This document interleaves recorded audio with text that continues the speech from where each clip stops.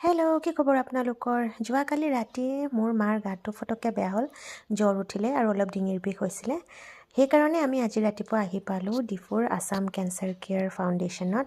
আহি পায়ে ৰিচেপশ্যনত আমি 350 ৰুপিজ এটা পে' কৰিলোঁ ৰেজিষ্ট্ৰেশ্যনৰ কাৰণে। বিল্ডিংটো খুব ধুনীয়াকৈ বনোৱা হৈছিলে, একদম চফা চিকুণ। ডক্টৰক কনচাল্ট কৰা হ'ল আৰু মাৰ জ্বৰটোৰ কাৰণে পেৰাচিটামলৰ এটা চেলাইন দিলে আৰু ডে কেয়াৰ চেণ্টাৰত মায়ে চেলাইনটো লৈ আছে। আৰু এইখিনিতে মই ডিফুবাসী ৰাইজলৈ এটা ইনফৰমেশ্যন দিওঁ বুলি ভাবিলোঁ।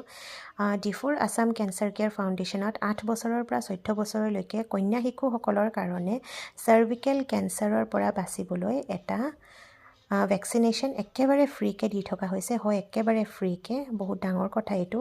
যদি আমাৰ দিনত আমি সৰু হৈ থাকোঁতে এনেকুৱা ভেকচিনেশ্যনৰ কথা গম পালোঁ হয়, তেতিয়াহ'লে নিশ্চয় ল'লোঁ হয়, কিন্তু তেতিয়া এইবিলাক একো নাছিলে। এইটো খুব ধুনীয়া সুযোগ। যদি আপোনালোকৰ ঘৰত 8 বছৰৰ পৰা 14 বছৰলৈকে কন্যা শিশু আছে বা ওচৰে পাজৰেও কোনোবা আছে, তেতিয়াহ'লে এই ভেকচিনেশ্যনটো কৰাবলৈ নাপাহৰিব। আৰু চাৰ্ভিকেল কেঞ্চাৰ হৈছে জৰায়ুৰ কেঞ্চাৰ, ইউট্ৰিয়াছৰ কেঞ্চাৰ। ইয়াৰ বিষয়ে অধিক জানিবলৈ আপোনালোকে আহিব লাগিব ডিফুৰ আছাম কেঞ্চাৰ কেয়াৰ ফাউণ্ডেশ্যনত। মই আকৌ কৈছোঁ, 8 বছৰৰ পৰা 14 বছৰলৈকে কন্যা শিশুসকলৰ যি চাৰ্ভিকেল কেঞ্চাৰৰ ভেকচিনেশ্যন থাকে, সেইটো ইয়াত সম্পূৰ্ণ ফ্ৰীকৈ দি থকা হৈছে।